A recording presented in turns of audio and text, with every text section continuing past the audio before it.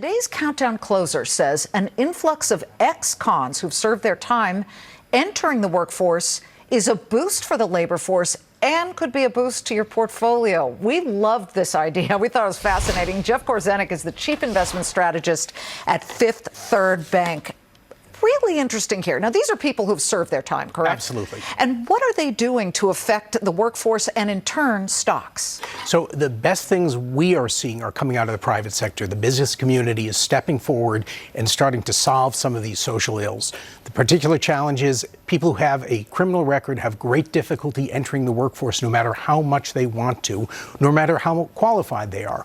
So we see innovative business leaders across the country who are stepping up and have developed models of success that work not just for society, but most importantly, work for the bottom line of these businesses. It's almost win-win because there is a shortage of labor. And what I had read was that there were ex-cons who are now invited to come work on assembly lines, make money, and be contributing to society, which, you know, X's out some recidivism, the rate of recidivism. So talk about how that translates to stocks. So for stocks, this means that our labor shortage is not as bad as we think, which means that if this economy will ultimately, like most cycles, die when it runs out of room to grow, we have more room to grow.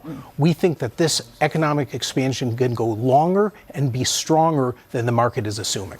With these ex-convicts coming back into the workforce? There are so many of them. There are over 16 million Americans outside of prisons with a felony conviction. That gives you a sense of the vast numbers. Now, some of them are in the labor force, some of them are too old, but I would venture to say all of them are underemployed. And if we talk about how it dovetails to sectors, consumer discretionary Yes. and communication services? Yes. So consumer discretionary is sort of a no-brainer, right? If we're going to have a larger labor force than we think that is still getting decent-sized wage increases, that's a benefit for consumer discretionary. Communication services, we tend to like the industries within that benefit from a stronger consumer. So content providers, some of the subscription services, those are small ticket luxuries, and those are beneficiaries when you broaden out your labor force. Jeff, it's great to have you. It's an interesting perspective we haven't heard yet on this show. Tell the gang at Fifth Third we said hello. I used to bank with them when I lived in Columbus, Ohio. I've worked for WSYX. Good to see you.